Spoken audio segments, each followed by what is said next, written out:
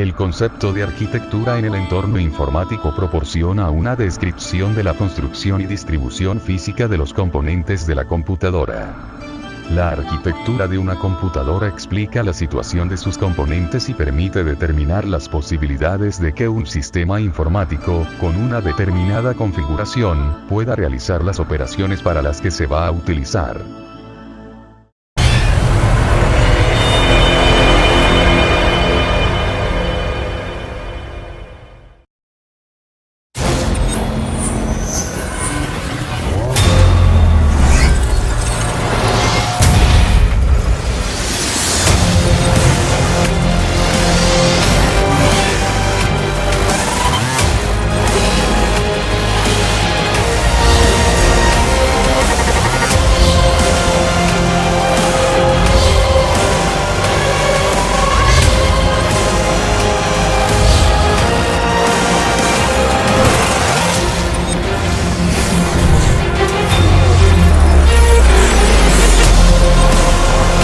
La placa madre. La placa madre es la parte de tu computadora que comunica entre sí a todas las otras partes. Es una placa de circuito impreso que incluye la CPU y la memoria. Cada componente de tu computadora se conecta directamente en la placa madre. Esta placa generalmente incluye opciones de expansión para adaptadores gráficos de gama alta y dispositivos adicionales. Las especificaciones de la placa madre son diseñadas en torno a la CPU que utiliza tu computadora. Procesador, CPU. El procesador, o CPU, de una computadora básicamente es el cerebro del equipo. El procesador es responsable de interpretar cada código que recibe desde los otros componentes de la computadora, y hacerlos útiles para tu sistema operativo. Aunque es simplemente un chip individual, la velocidad del procesador determina la velocidad global de tu computadora. La CPU contiene una unidad de control y la ALU, Arithmetic Logic Unit, unidad aritmética lógica. Disco duro. El disco duro de tu computadora también se denomina unidad de disco. Esencialmente, es la parte de la computadora que almacena tu información. Si cargas una imagen en tu computadora, esta se almacena en el disco duro. La capacidad de este dispositivo se mide en megabytes, o MB, aunque algunos equipos almacenan información en terabytes, o TB. El disco duro es un conjunto de platos de disco que están dentro de la carcasa de la computadora. Aunque existen otros dispositivos que pueden almacenar datos, como unidades flash, el disco duro reside dentro de tu computadora y no se puede remover. ALU. El procesador, después de acceder a memoria principal para copiar la instrucción en el registro de instrucción, inicia la secuencia de acciones propias de cada instrucción.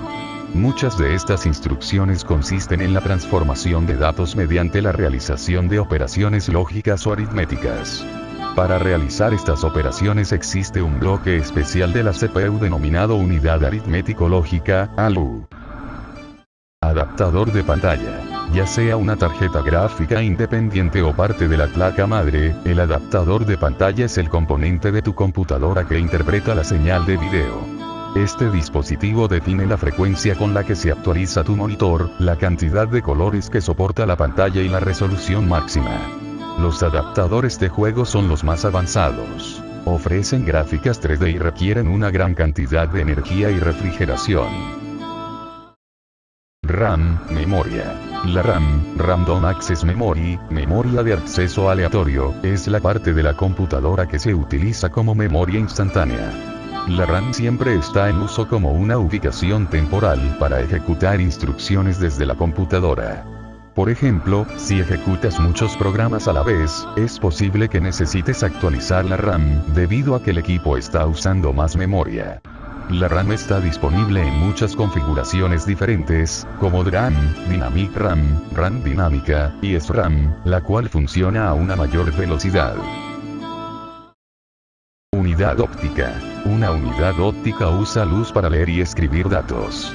Esta es la unidad que se utiliza para grabar discos CD, DVD y Blu-ray. Las unidades ópticas pueden ser de carga por ranura o por bandeja, y vienen en muchas configuraciones diferentes. Las unidades ópticas se conectan directamente a la placa madre de la computadora. Dispositivos de entrada y salida. Los dispositivos de entrada y salida permiten la comunicación entre la computadora y el usuario. Los dispositivos de entrada, que como su nombre lo indica, sirven para introducir datos, información, a la computadora para su proceso. Los datos se leen de los dispositivos de entrada y se almacenan en la memoria central o interna. Los dispositivos de entrada típicos son los teclados, lápices ópticos, palancas de mando, CD-ROM, discos compactos, CD, etc. Dispositivos salida. Los dispositivos de salida son los que permiten representar los resultados del proceso de datos. El dispositivo de salida típico es la pantalla o monitor. Otros dispositivos de salida son impresoras, imprimen resultados en papel, trazadores gráficos, plotters, y bocinas. Modelos de arquitecturas de cómputo. Arquitecturas clásicas. Estas arquitecturas se desarrollaron en las primeras computadoras electromecánicas y de tubos de vacío. Aún son usadas en procesadores empotrados de gama baja y son la base de la mayoría de las arquitecturas modernas. Arquitectura von Neumann. La principal desventaja de esta arquitectura es que el bus de datos y direcciones único se convierte en un cuello de botella por el cual debe pasar toda la información que se lee o se escribe a la memoria, obligando a que todos los accesos a esta sean secuenciales. Esto limita el grado de paralelismo, acciones que se pueden realizar al mismo tiempo, y por lo tanto, el desempeño de la computadora. Este efecto se conoce como el cuello de botella de von Neumann. Arquitecturas segmentadas. Las arquitecturas segmentadas o con segmentación del cauce buscan mejorar el desempeño realizando paralelamente varias etapas del ciclo de instrucción al mismo tiempo. El procesador se divide en varias unidades funcionales independientes y se dividen entre ellas el procesamiento de las instrucciones. Arquitecturas de multiprocesamiento. Cuando se desea incrementar el desempeño más allá de lo que permite la técnica de segmentación del cauce, límite teórico de una instrucción por ciclo de reloj, se requiere utilizar más de un procesador para la ejecución del programa de aplicación. Interrupciones. Existen tres tipos de interrupciones requeridas por hardware.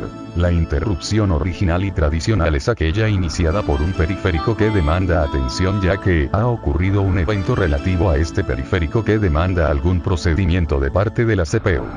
En un PC las primeras 16 interrupciones son de este tipo, por lo que los primeros 64 bytes de la memoria RAM son direcciones que apuntan bloques de instrucciones residentes en otras áreas de la memoria RAM. Cabe notar que estas 16 primeras interrupciones, que son generadas por hardware que necesita atención rápida, por lo que debe interrumpirse a la brevedad cualquier cosa que la CPU esté haciendo en ese momento.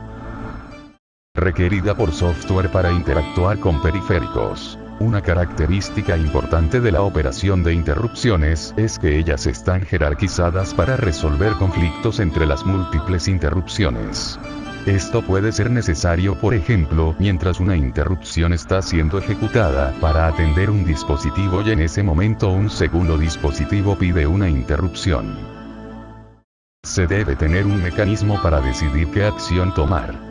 Este mecanismo está basado en la priorización de interrupciones, de modo que una interrupción de mayor prioridad puede interrumpir una de menor prioridad, pero no al revés. De este modo el sistema de interrupciones funciona ordenadamente, lo que permite por ende un funcionamiento robusto del computador. Requerida por software de uso general. El sistema de interrupciones funciona muy bien, ya que incluso permite que una interrupción interrumpa la ejecución de otra interrupción que en ese momento esté siendo ejecutada. Dada la eficiencia del esquema de interrupciones, también se estila usar interrupciones generadas por software. Vale decir, el mismo programa en ejecución puede llamar a una interrupción. En este caso la interrupción funciona como una función o subrutina. Lo que ocurre en este caso es que al implementar una función como una interrupción por software es que su prioridad y ejecución queda determinada por el manejo general de interrupciones que hace el PC.